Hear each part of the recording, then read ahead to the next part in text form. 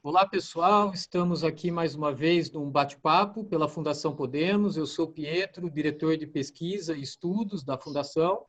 Estamos aqui com o Felipe e com o professor economista Eduardo Fagnani, que vamos debater a questão da reforma tributária. Lembrando vocês que este quadro faz parte de um projeto que é debatendo a reforma tributária e que compõe outras peças, como o vídeo com o economista Bernardo Api e o estudo realizado pela economista Juliane Furno.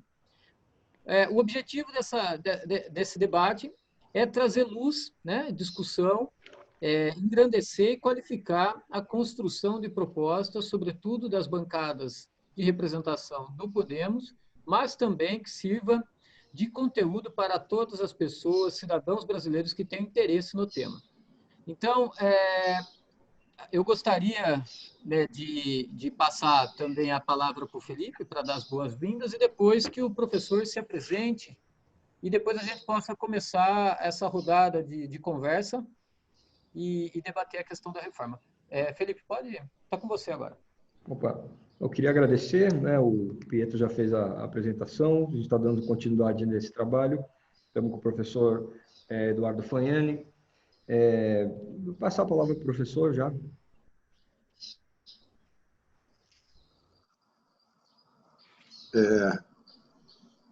Bom, eu agradeço.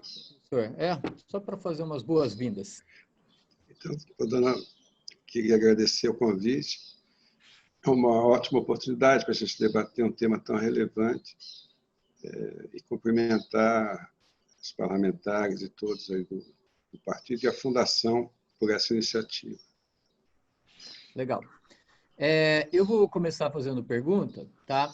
Professor, você produziu junto com várias representações, né, dos auditores fiscais pela democracia, Associação Nacional dos Auditores Fiscais da Receita Federal do Brasil, a ANFIP, também a FENAFisco, Instituto de Justiça Fiscal, Delegacia Sindicais do Sindicato Nacional dos Auditores Fiscais da Receita Federal do Brasil, Sindifisco Nacional, e de vários estados brasileiros, um documento muito bem construído, né, e que tem um título que ele é um título que parece que toca numa ferida, né, que é uma chaga brasileira, né, professor, que é tributar os super ricos para reconstruir o Brasil. Então, é um título que ele carrega não só uma proposta muito interessante ao longo do documento, mas até uma provocação, parece que, ao corpo, ao poder decisório, né, às classes tomadoras de decisão do Brasil. E a pergunta que eu gostaria de começar é: por que tributar os super ricos e por que ainda não tributamos? É algo bem amplo, tá? Para depois a gente ir para especificidades. Bom, por que ainda não tributamos? Essa é uma pergunta que daria um programa, né? Porque a injustiça fiscal no Brasil ela é secular, né? Secular. E a ela está ligada à nossa desigualdade. Essa semana, o economista francês, o Thomas Piketty, deu uma entrevista que ele diz o seguinte: olha, no mundo a desigualdade nas últimas 3 décadas aumentou. Mesmo assim, ela é muito menor do que a desigualdade que existia no começo do século XX. Né? Ele diz, exceto no Brasil. Né? Ele diz, a desigualdade brasileira atual, ela é semelhante da Europa na Primeira Guerra. Né? Então, quer dizer, a desigualdade brasileira e a tributação, elas andam juntos. Né? Nós somos um dos países mais desiguais do mundo e temos um dos sistemas mais desiguais do mundo, mais injustos do mundo. Né? Porque a questão da justiça, os países mais desenvolvidos, capitalistas desenvolvidos, que têm uma desigualdade menor, né? Eles têm um sistema tributário que é progressivo, que a gente chama. Né? Qual que é a ideia da progressividade? A ideia da progressividade é quem ganha mais, paga mais. né? Proporcionalmente mais, né? E no Brasil, quem ganha menos paga mais, né? E eu tenho dito o seguinte, se você for ver os super ricos, eles não pagam. Não pagam. Por que super ricos? Porque tem uma ideia, as pessoas acham que elas, que tem, a gente sempre diz, tem uma Tucson 2015, tá certo? Ela é rica, tá certo? Não é dessa pessoa, não é da classe média que nós estamos falando. Nós estamos falando, esse nosso estudo, que é tributar os super ricos, nós estamos tributando cerca de 600 mil pessoas, 600 mil contribuintes. Esses 600 mil contribuintes representam 0,3% da população. Quer dizer, no Brasil, a desigualdade é tão profunda que você não precisa nem tributar o 1%. Basta que você tribute o 0,3%. E tributar o quê? Tributar a renda e tributar o patrimônio, né? Dessas camadas mais ricas, né? Então, essa que é a ideia do tributar aos super ricos. Depois, se eu tiver oportunidade, eu posso falar sobre a gravidade da crise atual, né? E que ela exige não uma reforma sobre a tributação do consumo. A reforma da tributação do consumo, a PEC 45, a 110, é necessária, precisa ser feita, mas nesse momento não é essa reforma, certo? Nesse momento, nós estamos vivendo um período de uma crise profunda, que requer que você fortaleça o Estado. O Estado vai ter que ter dinheiro. Por exemplo, para ter um programa de renda básica, que substitua o salário, que substitui a falta de emprego. Tá certo? Nós já tivemos um Fome Zero, a tendência nos próximos anos a gente tem emprego zero. Tá certo? Isso é ruim para a economia, ruim para os empresários, vai aumentar a pobreza, a desigualdade, etc. E numa situação como essa, é o Estado que tem que intervir, né? Então, nesse momento, nós temos que fazer uma proposta que tributa as pessoas físicas, não estamos tributando empresa, pessoa física, né? 600 mil pessoas, que você sabe que a pessoa, as pessoas bilionários brasileiros, ou os bilionários do mundo, em economia, a gente chama, eles têm uma baixa propensão ao consumo, né? Eles utilizam uma parte pequena da sua renda para consumir. E isso não gira, a economia não gira, você não faz a economia girar, né? Então, escolher, foram 8 medidas que vão nessa linha e que nós estimamos que tem um acréscimo de arrecadação de 290 bilhões de reais. 290 bilhões de reais, né? Penalizando ou taxando mais quem ganha 600 mil pessoas, isentando da tributação quem ganha até 3 salários mínimos, são mais de 11 milhões de declarantes do imposto de renda, isentando as microempresas, que têm faturamento de até 360 mil reais por ano, a maior parte das microempresas, né? Redistribuindo recursos para estados e municípios, parte desse acréscimo de receita vai para estados e municípios, né? E, enfim, taxando mais apenas 0,3% da população. Perfeito. Felipe, você quer fazer uma pergunta? Sim, por favor. Perfeito. Professor, de acordo com a proposta, né, pensada pelo senhor, e o material todo, né, da reforma tributária solidária, o ponto principal, né, me parece, é atacar a questão da desigualdade, né, e, portanto, propor um modelo de progressividade tributária, né? Junto com isso, também tem uma preocupação com a ampliação da capacidade arrecadatória, né? Então, se eu entendi bem, no fim das contas, o saldo líquido é um aumento da carga tributária, né? De 290 bilhões estimado, correto? Isso é pensado agora como um elemento, uma medida conjuntural, né, diante dessa crise, das necessidades de resposta que o Estado precisa, né, para dar conta dos efeitos da pandemia. Mas isso seria eliminado no longo prazo, ou o projeto é de fato um pequeno aumento da carga tributária permanente? Essa é a pergunta. Legal. Ótima pergunta, Felipe. Os estudos da reforma tributária solidária, né, que começaram lá em 2017, tem 2 livros, tem um que é o diagnóstico, outro faz propostas para mudar, etc. O que a gente sempre colocou lá é o seguinte: o principal problema do Brasil é o seguinte: nós somos vice-campeões mundiais em tributação sobre o consumo e somos lanternas globais na tributação sobre a renda. Esse é o problema da tributação brasileira. Tá certo? De tudo que nós arrecadamos, 50% vem do consumo.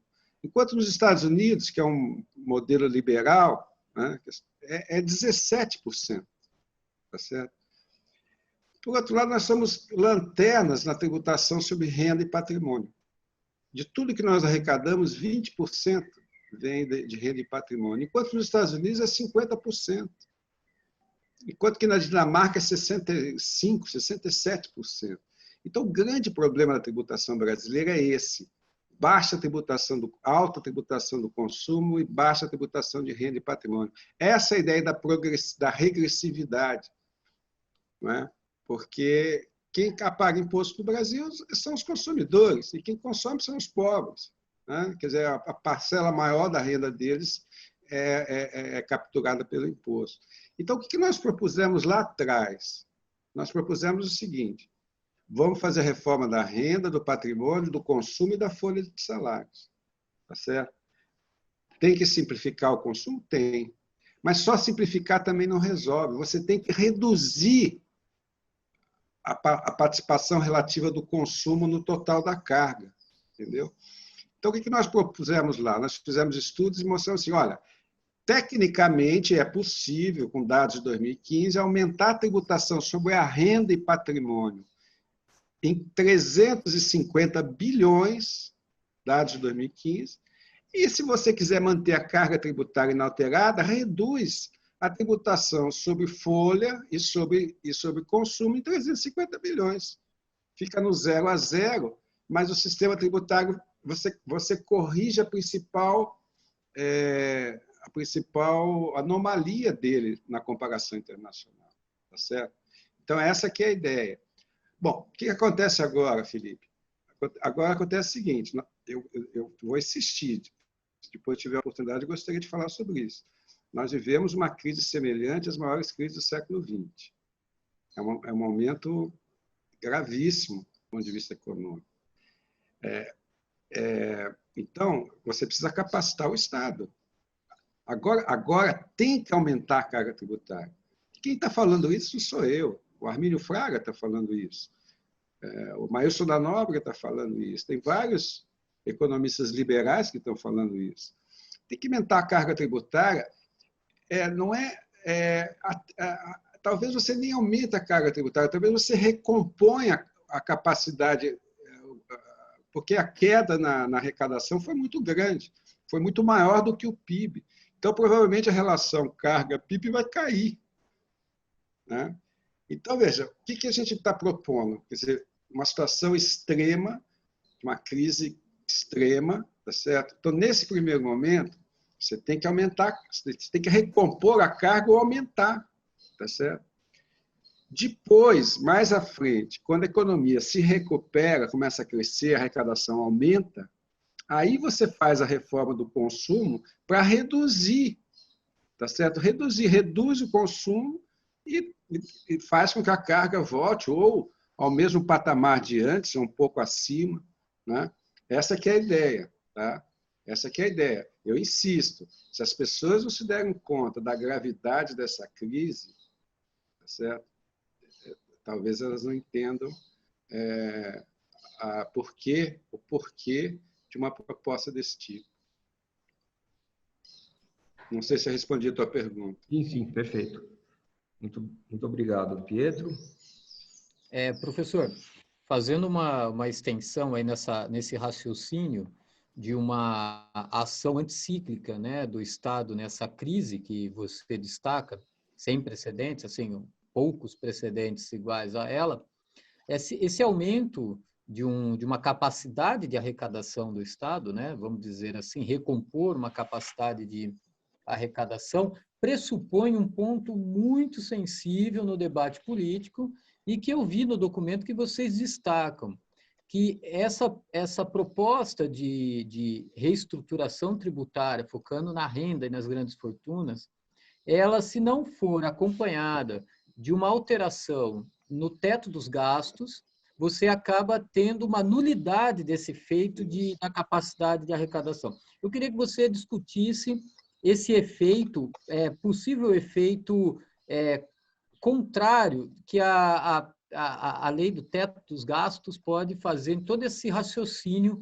de recuperação econômica e até uma elevação, né, do padrão tributário para ser mais progressivo. Ótima pergunta, Pietro.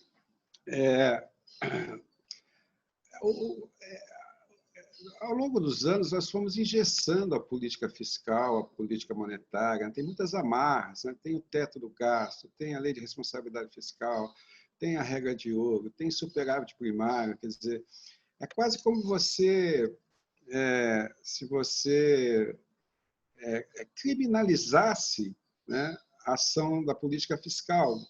Eu não estou defendendo dentro da responsabilidade fiscal, etc.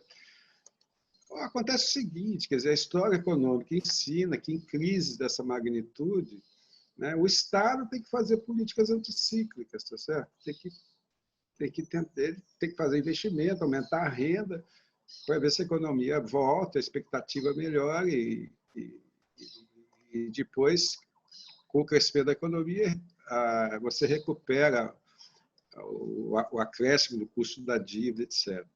E aqui no Brasil a gente não tem. É impossível você fazer política fiscal anticíclica, né? E o teto do gasto é um deles. Quer dizer, então, o que é o teto do gasto? Quer dizer, todos sabem, mas, enfim, durante 30 anos, o gasto não financeiro não pode subir, só pode ser reajustado pela inflação. Quer dizer, é uma política que é muito restritiva. Então, nós estamos dizendo, com essas propostas, é possível aumentar em 290 bilhões a arrecadação. Bom, suponha que a gente tenha êxito e consiga. Para onde vai esse dinheiro? Não vai para a saúde, não vai para uma transferência de renda básica, programa desse tipo. Não vai porque tem o teto do gasto. Tá certo? Então, essas propostas requerem uma revisão do teto do gasto, um afrouxamento, tá certo? Porque outros países adotam o teto do gasto, mas as regras não são assim tão draconianas como no Brasil, tá certo? Você não faz ajuste fiscal na recessão. Ajuste fiscal você faz quando a política econômica quando a economia está crescendo. E aqui no Brasil nós estamos fazendo ajuste fiscal na recessão, né? Há muito tempo já, desde 2015, né? Esse é um equívoco. Mas, de qualquer forma, voltando à sua pergunta, sim, não adianta você aumentar a arrecadação tributária se não mexer no teto do gasto.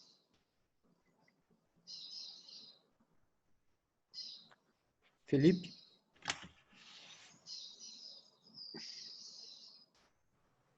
Perfeito. Queria saber a opinião do senhor sobre, se a gente olhar para a proposta, para as propostas que estão tramitando, né, tanto da Câmara quanto a do Senado, o espírito, né, dessas reformas, me parece que ele é fundamentalmente microeconômico, né? Eles querem simplificar tributos sobre o consumo, né, unificar tributos, e o argumento por trás, né, que embasa a proposta, é microeconômico, é eficiência alocativa, é previsibilidade, né, e por trás toda aquela ideia de que isso vai engendrar expectativas positivas nos agentes econômicos.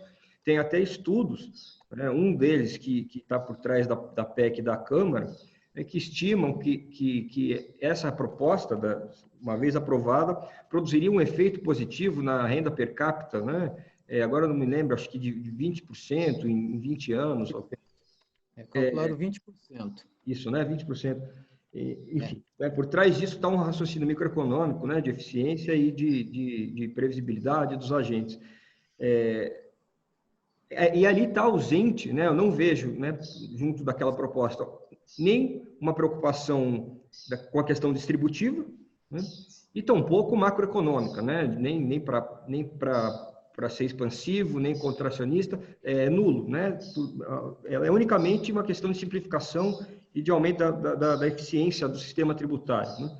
Queria ouvir do senhor o que o senhor pensa, né, se essa simplificação ela daria conta, ainda que não sozinha, mas ela teria algum efeito positivo em termos de crescimento econômico, né? Ela seria e justificaria, né, a importância que está sendo dada para a reforma tributária, ou não? Ela é uma questão paralela, menor, e a gente, no fundo, está perdendo uma grande oportunidade de fazer uma verdadeira reforma tributária, encarar outras questões, né? Como é que o senhor pensa isso? Eu acho que a gente está perdendo uma grande oportunidade. Certo? O Piketty diz o seguinte, olha, na Europa, nos Estados Unidos, você só conseguiu tornar o sistema tributário progressivo, né, o que foi fundamental depois para o Estado de Bem-Estar Social para financiar e, enfim, enfrentar as desigualdades, reduzir as desigualdades, no contexto da Primeira Guerra, da Segunda Guerra e da crise de 29, tá certo? Então, hoje, eu insisto, nós estamos vivendo uma coisa semelhante, né? Então, seria uma oportunidade para fazer isso. Projeções de economistas. Eu, quando vejo essas projeções, eu fico sempre com o pé atrás. Eu não quero nem entrar no mérito disso, né? A gente já viu projeção de economistas dizendo que a reforma tributária ia aumentar emprego, que a reforma da Previdência ia fazer o Brasil crescer, né? Tem várias projeções que não se realizam, tá certo? Não quero entrar no mérito disso. Do meu ponto de vista, uma reforma sobre consumo tem muito pouca chance. É claro que é importante, que você tem que simplificar, tem muitos tributos, tem que fazer esse tipo de coisa, tem que fazer, eu não sou contra. Nosso estudo, inclusive, propõe uma forma diferente das propostas do API e do deputado Rauli, né? Tem que fazer isso. Agora, o problema é o seguinte, você vai ter uma tendência a aumentar ainda mais a tributação sobre o consumo. A tendência é essa. Se você fizer só a reforma do consumo, você vai ter uma tendência a aumentar. E a questão toda é a seguinte, quer dizer,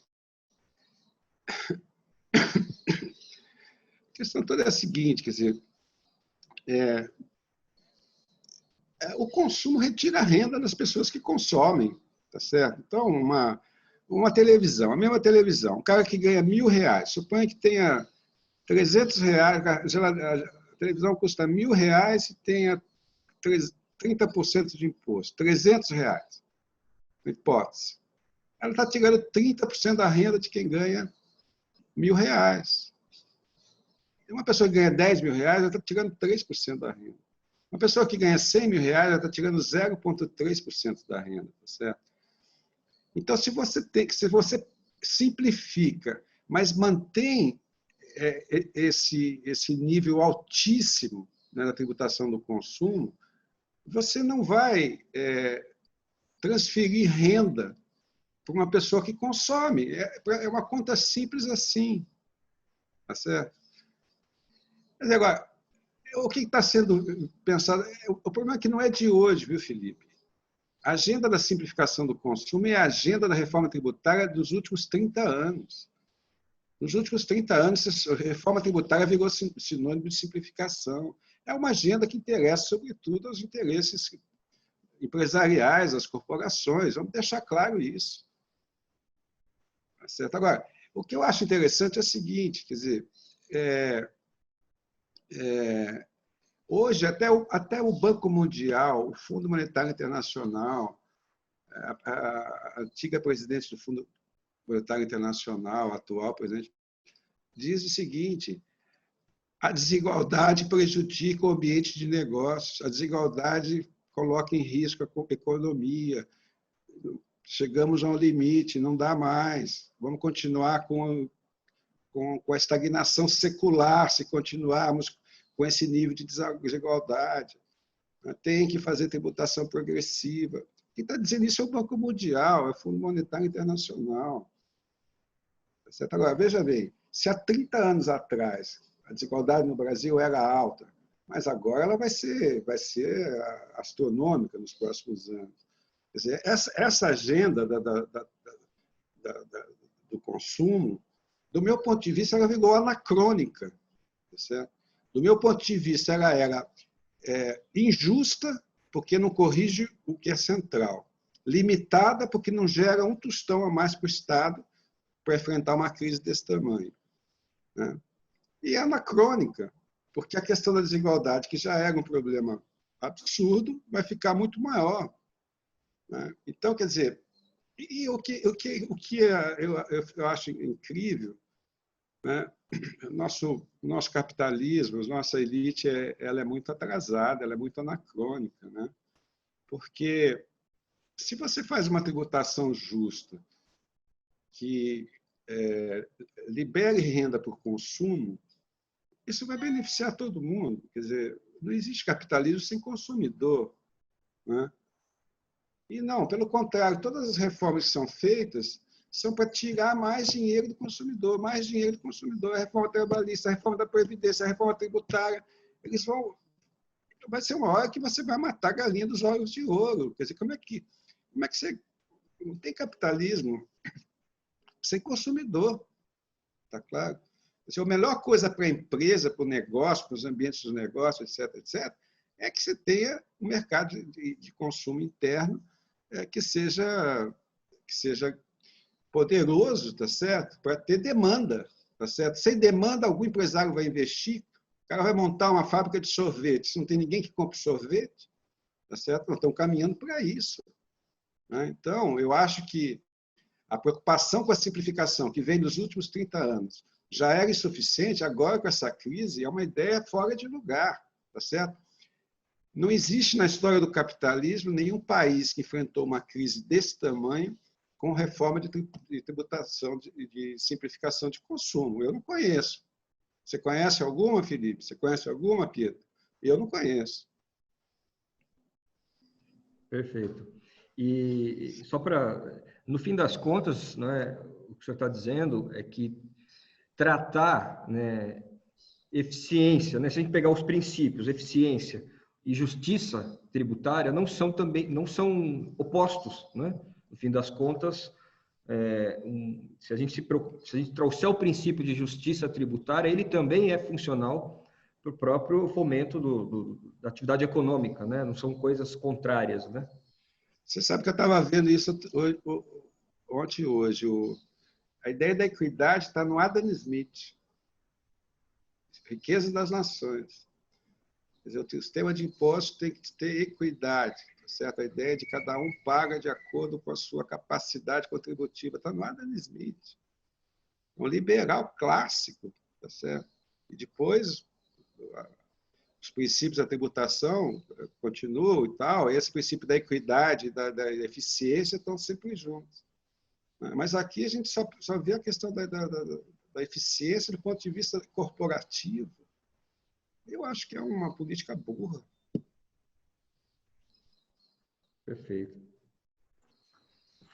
Bem, professor, eu queria agora fazer uma pergunta para abordar uma situação muito curiosa aqui do Brasil, que a gente vê que o debate é ruidoso justamente em pontos que são, na concepção, equivocados. Tá?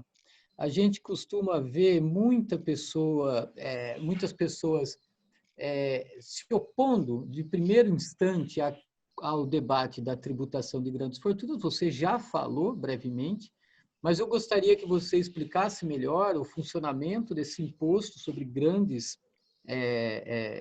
fortunas, tá? Que vem no documento. Então, deixar bem claro para quem está nos ouvindo o que se trata grandes fortunas, a questão também da tributação de heranças e transmissão, né? Explicar também direito a classificação da tributação de grandes patrimônios, tá? Então, para acabar de vez com essa distorção de raciocínio que tem na sociedade brasileira e hoje no mundo global, fica um tanto quanto ainda mais latente, porque a gente vê lá fora grandes bilionários repetindo o mantra de que está passando da hora de se tributar as grandes fortunas. Então, você vê Bill Gates falando isso, e daí tem gente que fala, ele fala isso porque ele está brincando. Mas, na verdade, eu acredito que é justamente isso que você deixou claro. Eles sabem que a sobrevivência do sistema no qual eles ficaram ricos depende de uma melhor distribuição da renda para não sufocar o próprio sistema. Então, eu gostaria que você enterrasse esse mito. Vamos acabar com esse pânico da classe média que acha que vai ser tributada quando se fala grandes fortunas, transmissões de heranças e grandes patrimônios. Ótima pergunta, Pedro. Você falou que os ricos estão pedindo para ser taxado, eles estão implorando para ser taxado. Saiu a gente coloca esse documento, um manifesto dos bilionários, eles dizem assim: taxe-nos, taxe-nos, taxe-nos, não há outra forma a fazer, nós temos muito dinheiro, a humanidade vale mais do que o nosso dinheiro. Isso é o que os bilionários estão fazendo. Por que eles estão fazendo isso? Por quê? Porque são bonzinhos? Porque eles estão percebendo, como você falou, tá certo? Essa crise, a desigualdade coloca em risco o capitalismo. Ou o capitalismo com democracia, ou seja lá o que for. Né? Então, agora, a tua pergunta é muito boa. Hoje, toda hora a gente vê, estava vendo agora um comentarista numa dessas rádios, na hora do almoço. Vai aumentar a carga tributária. Não, não pode, nós pagamos muito imposto. Né?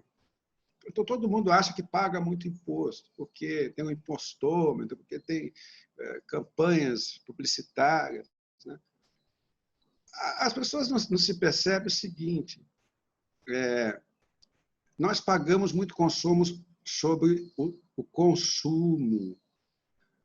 Quem paga muito imposto é o pobre e a classe média.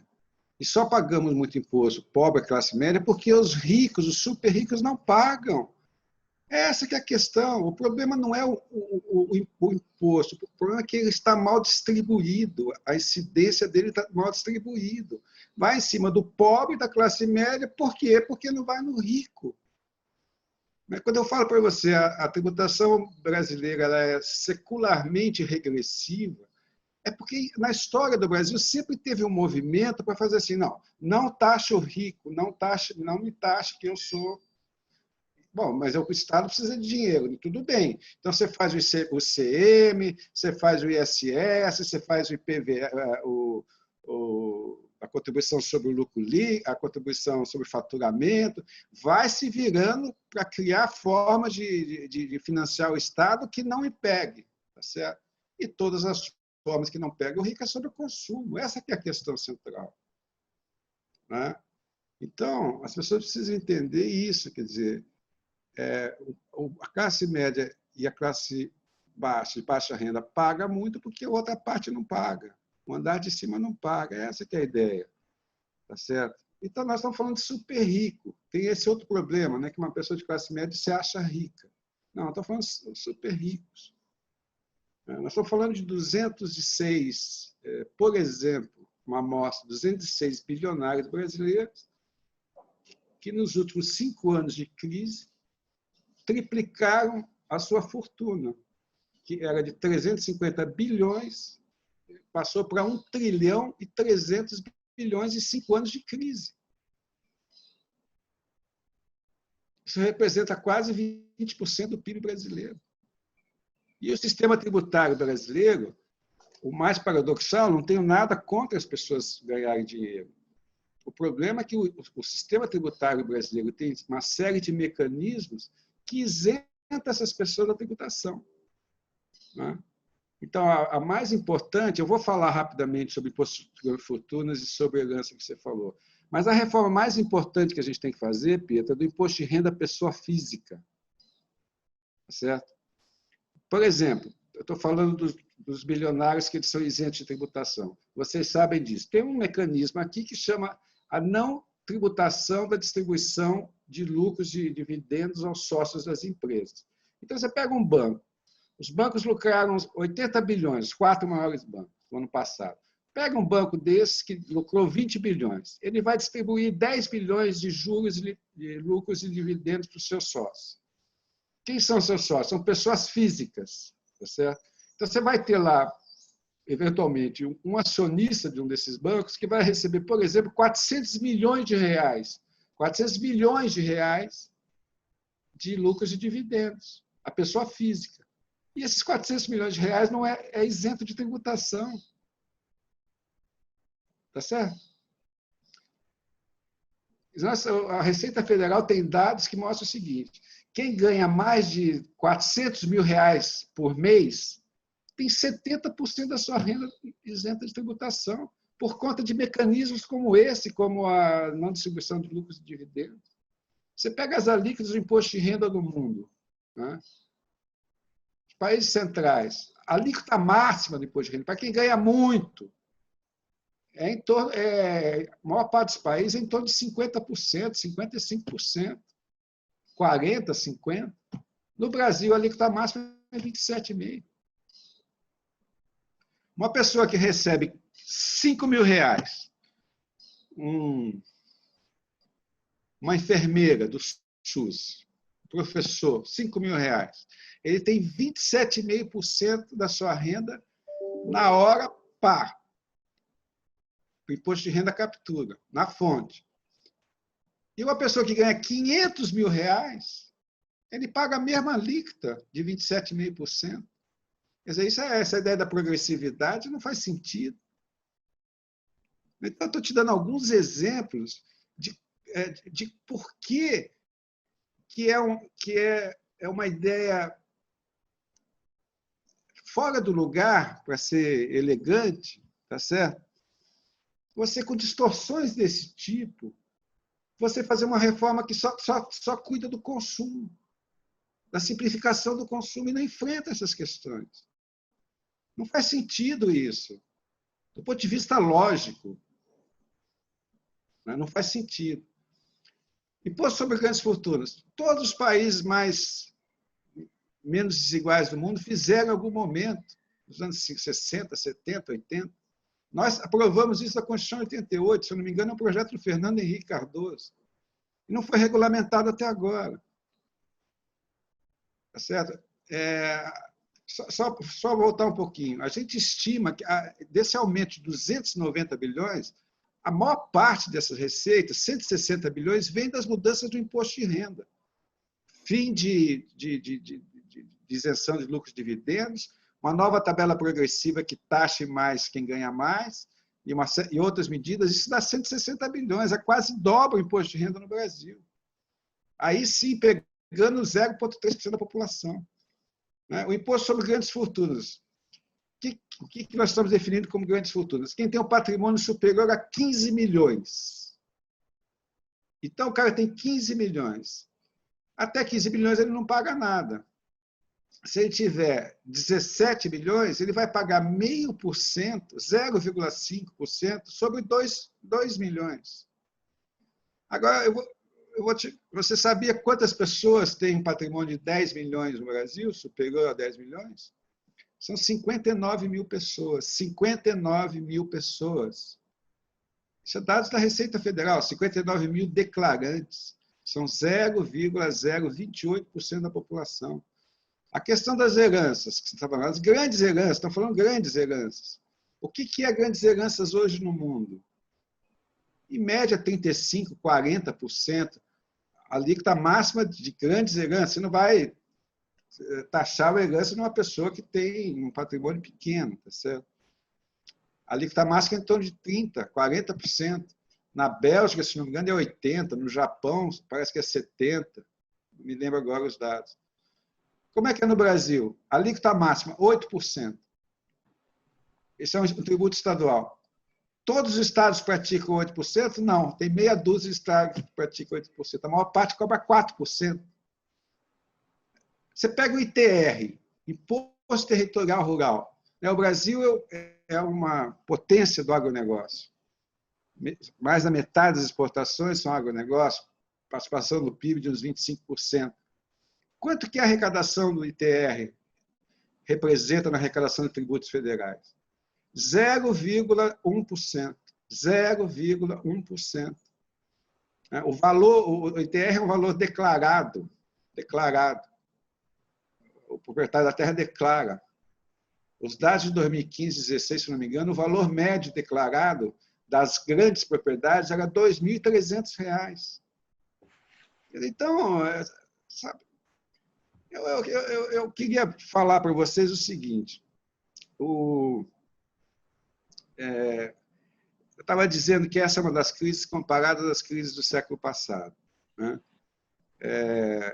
E que o estudo do Piketty, né, a parte 4 do livro dele, Capitalismo do século XXI, ele vai mostrar o seguinte, olha, grande recessão 29, Segunda Grande Guerra, o que aconteceu? Ele diz, é aí que você faz a tributação progressiva. Ele falou, as maiores inovações em matéria tributária foi o início da tributação progressiva sobre altas rendas e alto patrimônio. A alíquota máxima do imposto de renda, entre 1940 e 1980, foi superior a 90% no Reino Unido e nos Estados Unidos. 90%. 90%, a alíquota máxima. Na França e na Alemanha, em torno de 70%. O imposto sobre herança, que era assim, nada antes da Primeira Guerra, passou a ser a alíquota máxima, altas heranças, passou a ser 70% no Reino Unido e nos Estados Unidos. Né?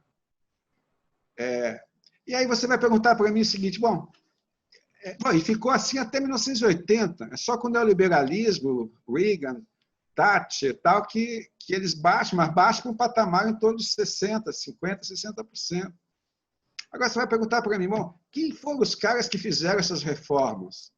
Tem alguém que seja socialista aí?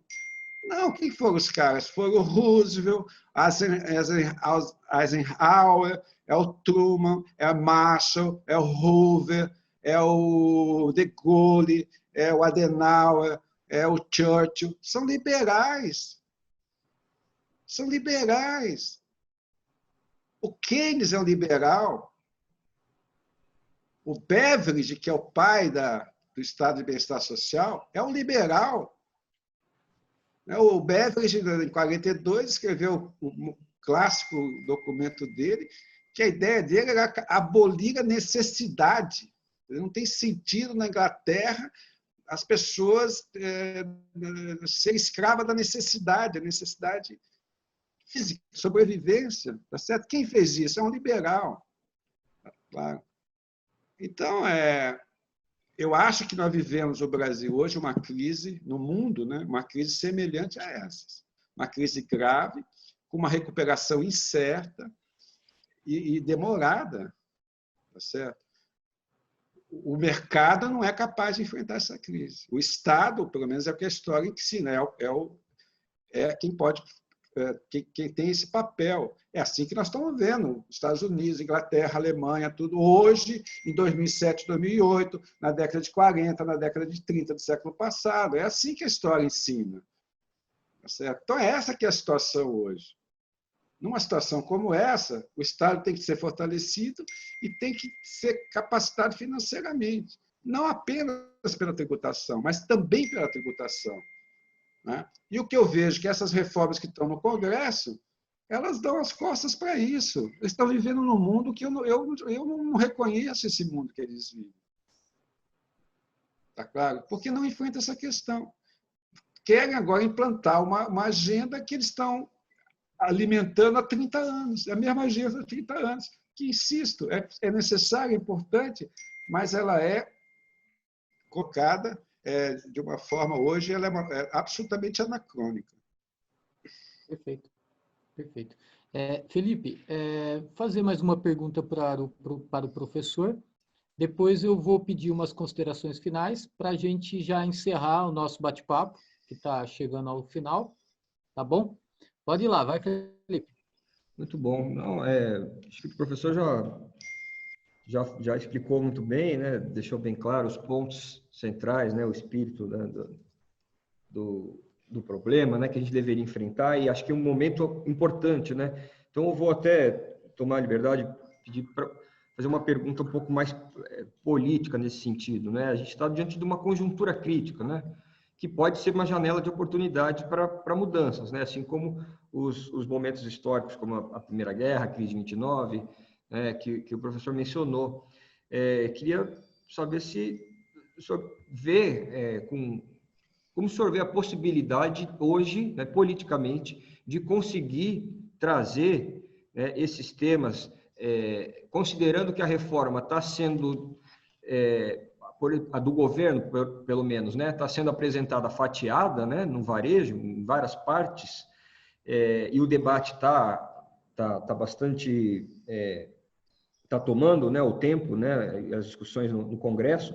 O senhor vê a possibilidade de conseguir trazer essas questões, ainda que a gente não consiga fazer uma reforma tributária, colocando o princípio da justiça tributária, né, como primeiro ponto, né, a gente conseguiria ir inserindo no varejo, né, politicamente, alguma dessas questões, como, por exemplo, IR, né, mudar as alíquotas, conseguir uma alíquota, talvez não as 7 alíquotas, né, que vocês propõem, mas alguma alíquota a mais para uma renda superior. Enfim, se politicamente o senhor vê a viabilidade de conseguir trazer alguns desses elementos, né, para mudar um pouco, temperar essa reforma tributária que está sendo discutida, que é predominantemente voltada para a questão da eficácia tributária, né, alocativa.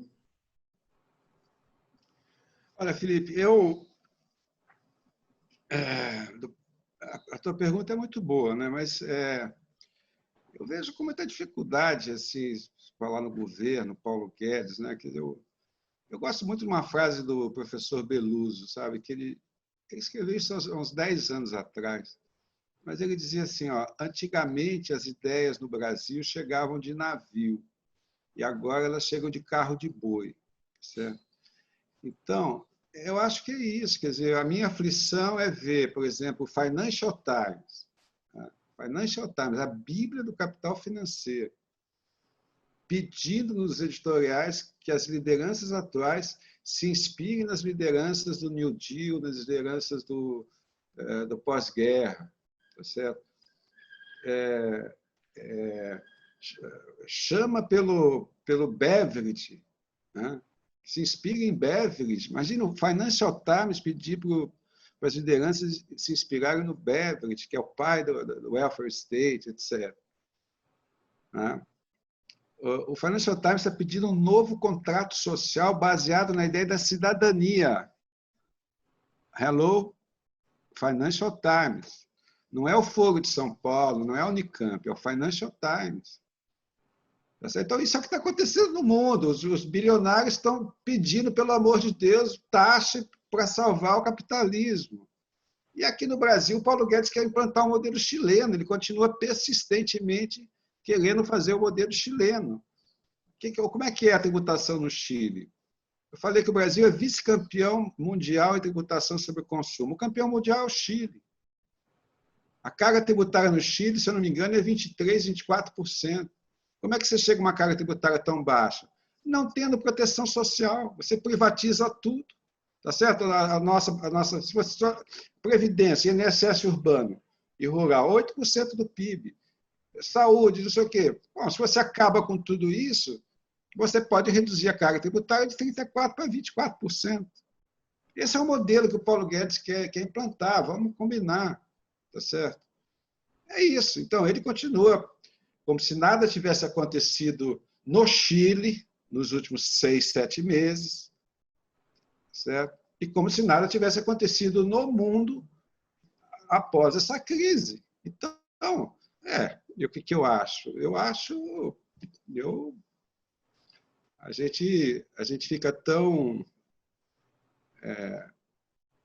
tão preocupado, né, com o futuro, que a única coisa que a gente pode fazer é alertar, né? Então, esse estudo foi feito para isso, alertar, subsidiar a sociedade, enfim, o parlamento, né? Agora, se você me perguntasse isso há 3 meses atrás, eu diria que as chances eram quase que remotas, né? Eu sempre que eu coordenei esse trabalho, o meu único mérito, não esse, os outros, foi coordenar. Nós reunimos mais de 40 especialistas, os melhores do Brasil, como por exemplo, Fabrício de Oliveira, né, que é um dos autores clássicos de pioneiros no estudo da tributação no Brasil, né? Eu sempre dizia, olha, isso que a gente está propondo dificilmente vai ser implantado, porque hoje não tem correlação de forças. Dizia isso em 2017, tá certo? Mas isso aí vai ficar aí como uma referência do futuro, vai ter uma referência. E agora a gente faz o contraponto. Mas se você me fizesse essa pergunta 3 meses atrás, eu te diria a mesma coisa que eu te falei, eu acho difícil. Hoje eu já tenho um pouco mais de esperança, não por parte do governo, mas por parte da sociedade e do Congresso. Porque eu acho que a gente, né, Felipe, você também estuda desigualdade, políticas públicas, tudo, eu acompanho o seu trabalho, você sabe o que é a desigualdade no Brasil. Nós sabemos, né, por dever de ofício, né? Mas a sociedade dos jardins nunca teve ideia. Agora as pessoas estão tendo uma ideia do que é a desigualdade brasileira, né? As entranhas dela estão à mostra, né? Então, eu acho que, por um lado, surgiu essa coisa, não, pera, esse negócio aqui é complicado mesmo, tá certo? O SUS, quanto se bateu no SUS nesses últimos 30 anos, agora tem até matéria editorial no Jornal Nacional falando que o SUS está na Constituição. Porra, eu sei disso desde 88, eu defendo, há 30 anos que eu defendo que não se tire o SUS da Constituição, que respeite o SUS da Constituição, tá certo? Mas agora as pessoas estão dando importância, né, ao papel do SUS. O que seria esse país se não fosse o SUS? Né? Então, acho que tem uma consciência mais por aí, tá certo? E você não vai financiar isso fazendo... tem um colega nosso, o Isaac Falcão, que fala assim, fazer essa clorotina tributária, que é uma clorotina tributária. Tá certo? Você acha que a desigualdade é uma gripezinha e receita uma clorotina tributária. E não é verdade. A desigualdade é a maior chaga brasileira. É uma coisa extremamente complexa. Não dá para simplificar a questão da desigualdade, né? Mas eu estava te dizendo que hoje eu vejo vozes. O governo mesmo, você pega o próprio Paulo Guedes, começou a falar, não, vamos começar pelo consumo e depois, lá na frente, nós vamos fazer sobre renda. Pô, isso não existia há 3 meses atrás. O problema é que, se você fizer do consumo, acabou. A reforma tributária sai da agenda. Essa que é a questão. Você vê o Tostes, que é o secretário da Receita Federal, falando em lucros e dividendos, falando em imposto de renda. Você vê senadores, por exemplo, a senadora Simone Tebet, que deu uma declaração recentemente, dizendo não, tem que enfrentar a questão da desigualdade, tem que enfrentar a renda e patrimônio. Então, eu acredito que, hoje em dia, né, talvez haja alguma possibilidade da gente emplacar, sim, algumas dessas medidas que nós estamos propondo. Muito bom. Te agradeço. Pietro? Eu vou, então, para a gente encerrar o nosso bate-papo, tá? Eu gostaria de pedir que o professor Faiani fizesse... Professor, imagine que você esteja diante de um parlamentar e de um grupo ali de assessoramento, tá? Das representações parlamentares, e você pudesse dar 3 dicas de como... Eles gostaram muito do que você falou. Vamos aqui imaginar que você foi muito oportuno nas falas e eles gostariam de comprar essa ideia e levar para frente.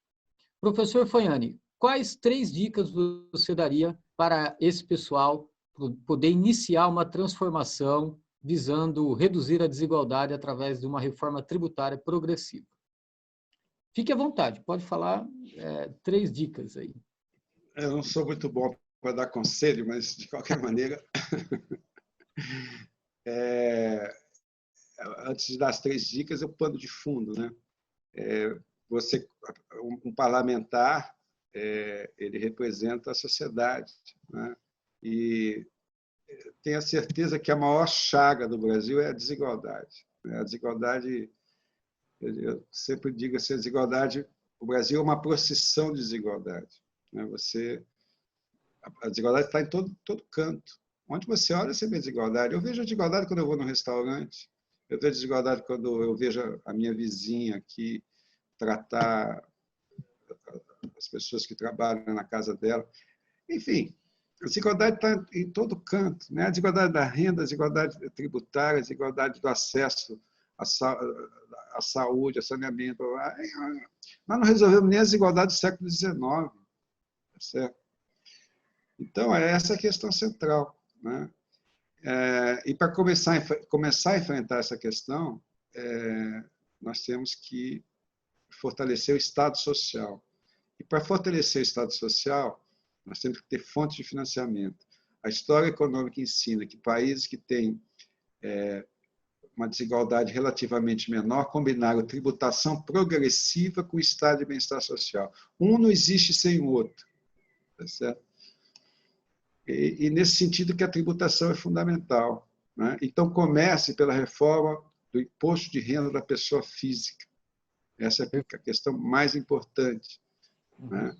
Segundo, imposto sobre heranças. Terceiro, imposto sobre grandes fortunas.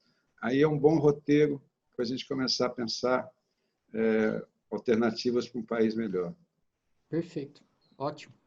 Muito bom, professor Fanhani, eu gostaria de agradecer a sua participação, o convite para participar conosco aqui desse debate, que é muito importante, tem como objetivo a transformação do Brasil. Então, aqui ficou meu muito obrigado pela participação, espero ouvi-lo mais, porque é sempre muito enriquecedor, tá, professor Felipe? Faço minhas as palavras do Pietro, agradeço a gentileza de participar aqui com a gente, a conversa foi muito boa, gostei bastante. Gostaria de parabenizá-lo pelo trabalho, eu também acompanho o professor já há bastante tempo, me lembro do lançamento do primeiro livro lá atrás já, né? É verdade. Paulo Gil, né, que também estava funcionando, então é um trabalho que já tem bastante tempo aí, bastante robusto, gostaria de parabenizá-lo, muito importante. Obrigado. Obrigado, Felipe, também acompanho seu trabalho já há um tempo.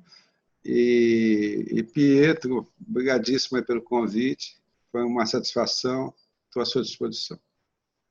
É isso, pessoal. Então, fica aqui o nosso Pesquisa em Debate e a gente volta com outros temas importantes, muito relevantes para o Brasil. Muito obrigado.